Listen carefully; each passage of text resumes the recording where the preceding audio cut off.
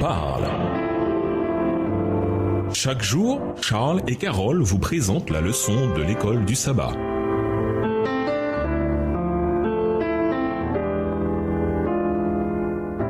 Bienvenue dans votre émission Dieu nous parle. Nous voilà au lundi 27 juin, la chute et ses répercussions. La Bible ne dit pas combien de temps s'est écoulé entre la fin de la création et la chute.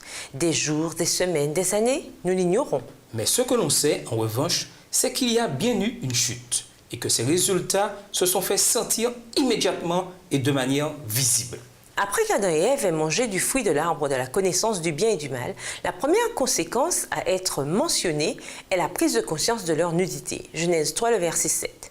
Ils ont cherché à se cacher de la présence de Dieu. Leur robe de lumière avait disparu. Leur intimité avec Dieu fut interrompue à cause de cette découverte de leur nouvelle intimité avec l'égoïsme du péché. Dieu chercha ensuite à instruire le premier couple au sujet des conséquences de leur péché. Lisons les textes suivants et identifions quelles sont les conséquences immédiates du péché d'Adam et Ève. Genèse 3, les versets 8 à 10, Genèse 3, verset 12, Genèse 3, verset 13, Genèse 3, verset 16, Genèse 3, les versets 17 à 19. Comment se manifestent ces mêmes conséquences aujourd'hui? Genèse 3, les versets 8 à 10.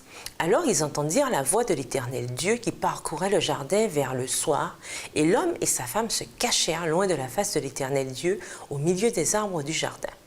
Mais l'Éternel Dieu appela l'homme et lui dit « Où es-tu » Il répondit « J'ai entendu ta voix dans le jardin et j'ai eu peur parce que je suis nu et je me suis caché. » Genèse 3, verset 12. L'homme répondit « La femme que tu as mise auprès de moi m'a donné de l'arbre et j'en ai mangé. » Verset 13, et l'Éternel Dieu dit à la femme, « Pourquoi as-tu fait cela ?» La femme répondit, « Le serpent m'a séduite et j'en ai mangé. » Verset 16, il dit à la femme, « J'augmenterai la souffrance de tes grossesses, tu enfanteras avec douleur, et tes désirs se porteront vers ton mari, mais il dominera sur toi. » Versets 17 à 19, il dit à l'homme, « Puisque tu as écouté la voix de ta femme et que tu as mangé de l'arbre au sujet duquel je t'avais donné cet ordre, tu n'en mangeras point, le sol sera maudit à cause de toi. C'est à force de peine que tu en tireras ta nourriture tous les jours de ta vie.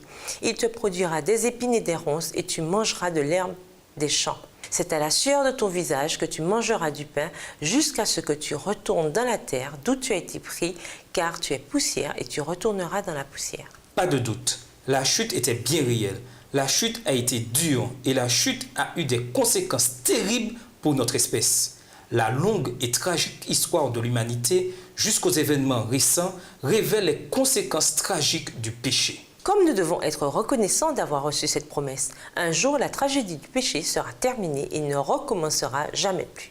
En quoi vivons-nous chaque jour avec les conséquences de nos propres péchés? Et nous vous laissons avec la question du jour.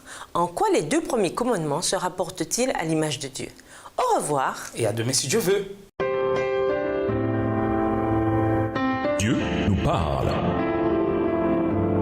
Chaque jour, Charles et Carole vous présentent la leçon de l'école du sabbat.